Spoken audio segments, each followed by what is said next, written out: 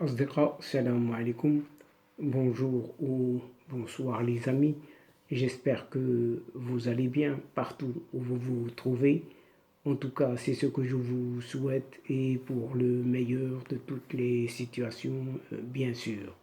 Bienvenue sur votre chaîne Bled Maharibia qui attend comme toujours vos encouragements. La chaîne en a bien besoin et merci beaucoup pour vos précieux conseils ainsi que pour vos gentils commentaires qui nous font vraiment beaucoup de bien. Mais abonnez-vous davantage pour rester informés et surtout faites abonner tous les gens que vous connaissez et qui sont dans vos alentours, vos proches, etc., etc. Chers amis, mes amis et mes messieurs, mesdames et messieurs,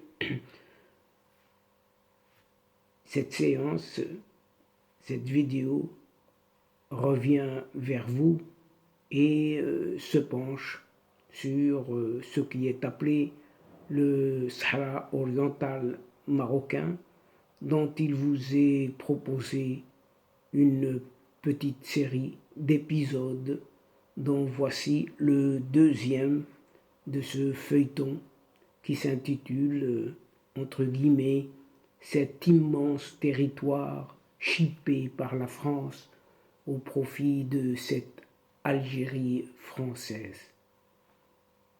Immense territoire exploité depuis juillet 2022 par une certaine Algérie sans l'accord du Maroc. Une certaine mine de Rarjbilet symbolise une certaine trahison dont a été victime le royaume marocain dans le cadre de ce qu'on peut appeler affaire du Sahara oriental marocain.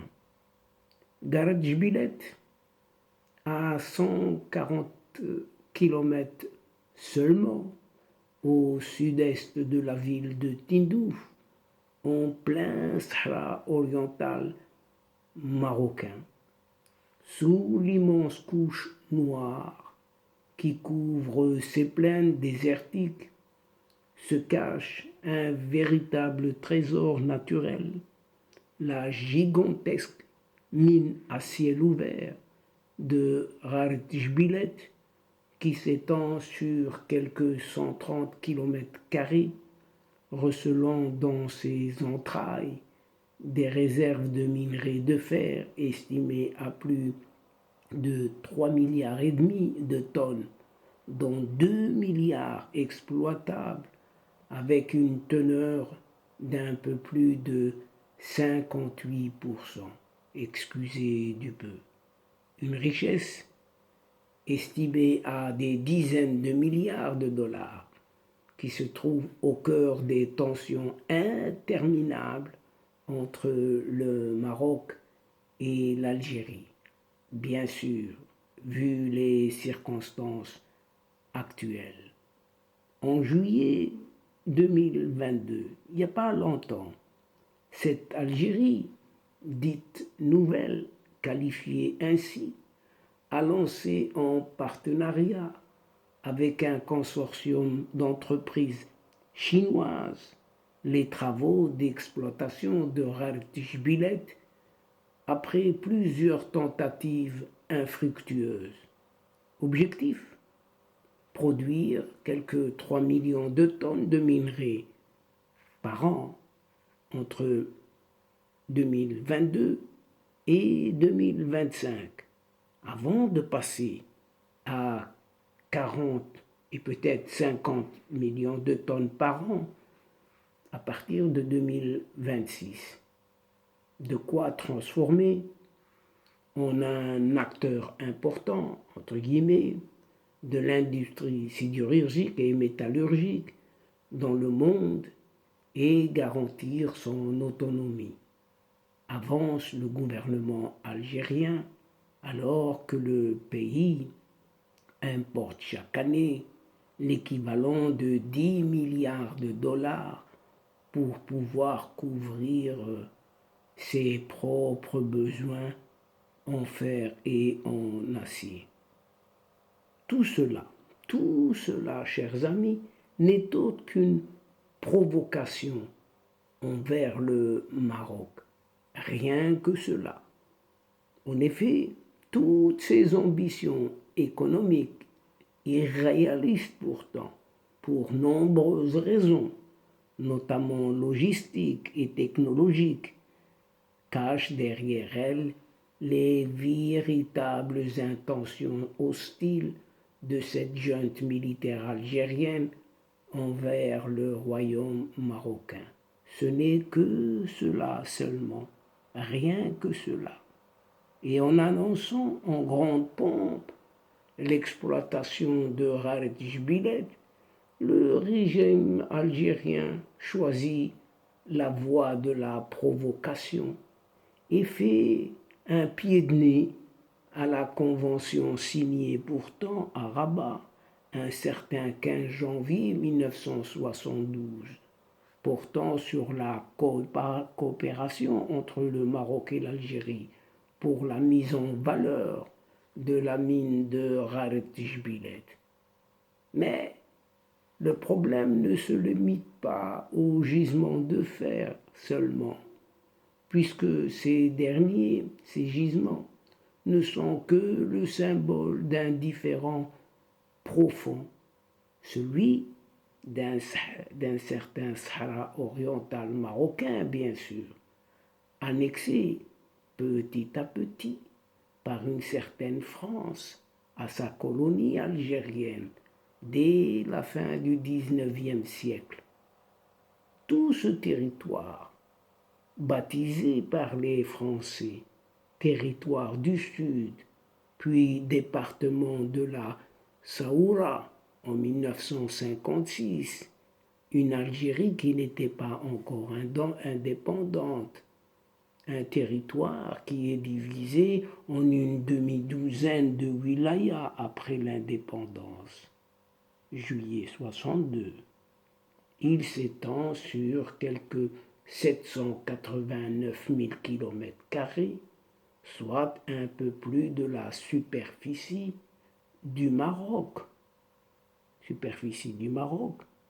710 000 km², ou un tiers de la superficie de cette Algérie actuelle. Colombachar, Tindouf, Gourara, Tidikelt ou encore le Touet, toutes des villes éparpillées dans le désert, à des centaines de kilomètres l'une de l'autre, qui étaient jadis gouvernées par des représentants du sultan du Maroc, ou du moins prêtaient allégeance à ce sultan marocain. Par ailleurs, ces centaines de milliers de kilomètres² regorgent d'ailleurs de richesses naturelles innombrables et les gisements de Raret Jbilet. Entre les importantes ressources en eau souterraine, les minerais de haute valeur comme l'or ou encore les réserves en énergie fossile, le Maroc a tout intérêt à relancer le débat sur le Sahara oriental marocain, à défaut, à pouvoir le récupérer sur le court ou le moyen terme. Mais donc, chers amis, mesdames et messieurs de la chaîne, bien que c'est ici, sur cet immense territoire du Sahara oriental marocain, chippé pourtant par cette France au profit de cette Algérie française, qui n'était pas encore indépendante, et bien que prend fin cette courte séquence, juste pour vous rappeler que ce territoire était bel et bien sous autorité marocaine. Et nous prenons congé de vous ici, tout en espérant vous retrouver avec plaisir, avec un autre épisode, justement de la continuité de ce feuilleton sur le Sahara oriental. Nous espérons vous retrouver avec un immense plaisir, bien sûr, et comme d'habitude. Merci pour votre fidélité, mais n'oubliez pas de nous soutenir en vous y abonnant en masse et de faire abonner vos proches, vos connaissances, partout où vous êtes. La chaîne a besoin de vous et de votre aide. Aussi, n'oubliez pas de partager vos séquences vidéo. Et pour cela, il suffit juste d'un petit clic. Là où vous êtes, faites-le auprès de tous les gens que vous connaissez. Et pour moi, le temps est arrivé juste pour vous dire au revoir les amis. Al-Asdiqa, salam alaikum wa rahmatullah wa barakatuh. À la prochaine fois et à bientôt. إلى اللقاء في حصة أخرى إن شاء الله. مع السلامة.